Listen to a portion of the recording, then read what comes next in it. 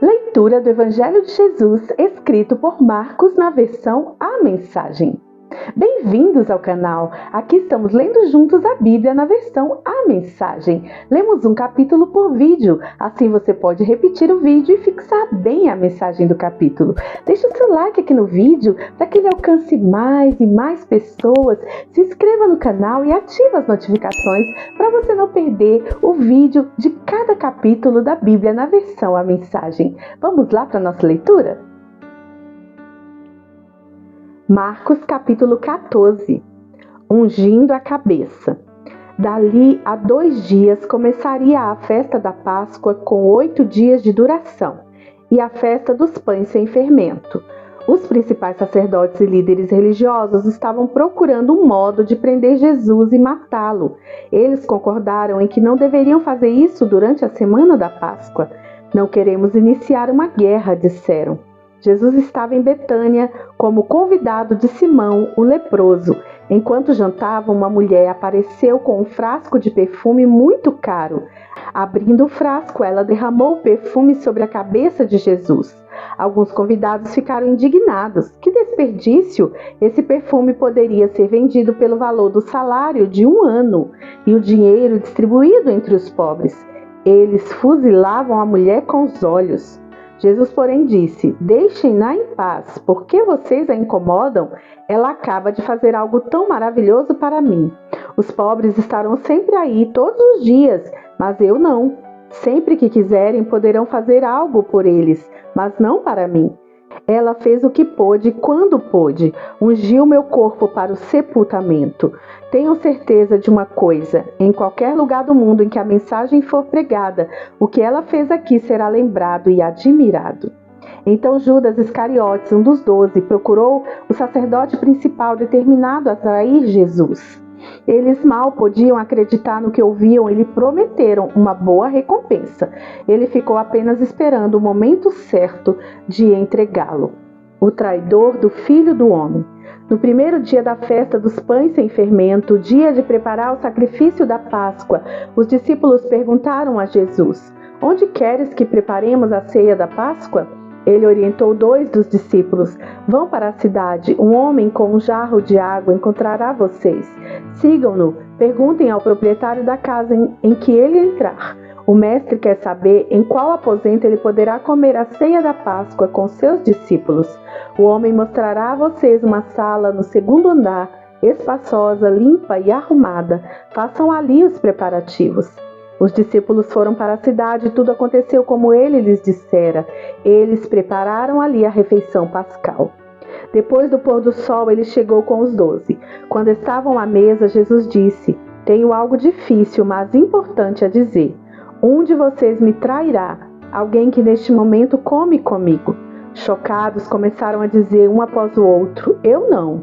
Ele respondeu: é um dos 12, alguém que come sempre comigo. O Filho do Homem sofrerá a dor da traição já prevista nas Escrituras. Até aí nenhuma surpresa, mas ai do traidor do Filho do Homem, melhor que ele nunca tivesse nascido. Isto é meu corpo. Durante a refeição, depois de tomar o pão e abençoá-lo, Jesus o partiu, deu aos discípulos e disse: tomem, isto é meu corpo. Tomando o cálice e dando graças a Deus, entregou-o a eles também e todos beberam. Ele disse: isto é meu sangue, a nova aliança de Deus, derramado em favor de muitos. Não beberei vinho outra vez, até o dia em que o beber no reino de Deus. Então eles cantaram um hino e foram para o Monte das Oliveiras. Jesus alertou-os: por causa do que vai acontecer comigo, vocês irão se dispersar. Isso é para cumprir um texto das Escrituras que diz: vou ferir o pastor e as ovelhas ficarão desorientadas. Mas depois que eu ressuscitar, irei adiante de vocês para a Galiléia. Mas Pedro, todo afoito, declarou: ainda que todo mundo fuja, eu não fugirei.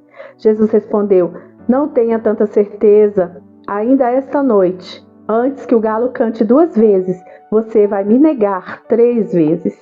Pedro protestou, falando sem pensar: ainda que eu tenha de morrer contigo, jamais te negarei. Todos os outros disseram o mesmo. Getsêmani. Então eles foram para um jardim chamado Getsêmani. Jesus disse aos discípulos: fiquem aqui enquanto vou orar mais adiante.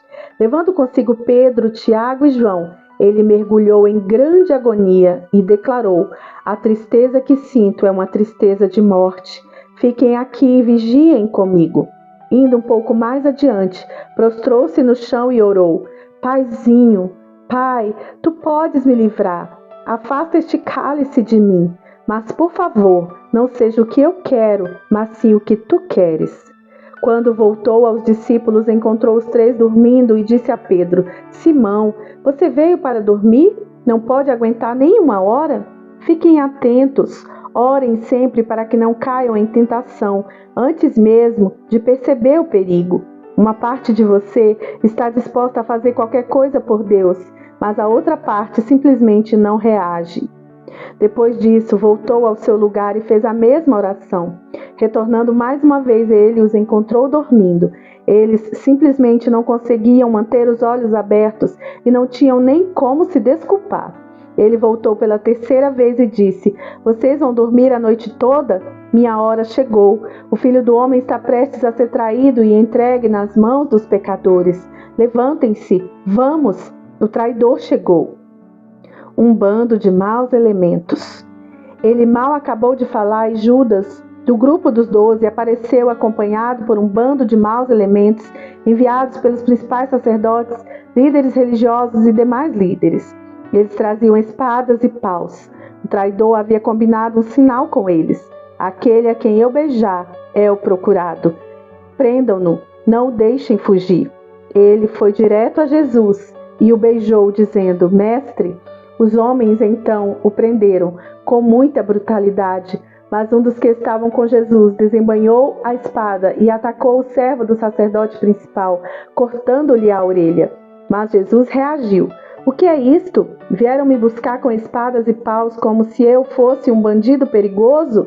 Dia após dia estive ensinando no templo e vocês nunca moveram um dedo contra mim. Vocês acabam de confirmar os escritos proféticos. Nessa hora, todos os discípulos já haviam fugido. Um homem seguia o grupo de longe. Tudo que ele trazia sobre o corpo era um lençol. Alguns daqueles homens tentaram agarrá-lo, mas ele escapou. Fugiu nu, deixando o lençol para trás. Condenado à morte. O grupo que prendeu Jesus levou ao sacerdote principal, que estava reunido com os principais sacerdotes, líderes do povo e líderes religiosos. Pedro os seguira a uma distância segura. Quando chegaram ao pátio do sacerdote principal, ele se misturou com os servos e foi se aquecer perto da fogueira. Os principais sacerdotes, conspirando com o concílio judaico, tentavam achar acusações contra Jesus para condená-lo à morte. Não encontraram nada. Muitos davam falso testemunho, mas um depoimento contradizia o outro. Alguns homens apareceram com esta história: Nós o ouvimos dizer: Vou derrubar o templo construído com tanto esforço, e em 3 dias construirei outro, sem ao menos erguer a mão.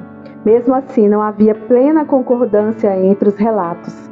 Nesse momento, o sacerdote principal levantou-se e perguntou a Jesus: O que você tem a dizer dessa acusação? Jesus não deu resposta.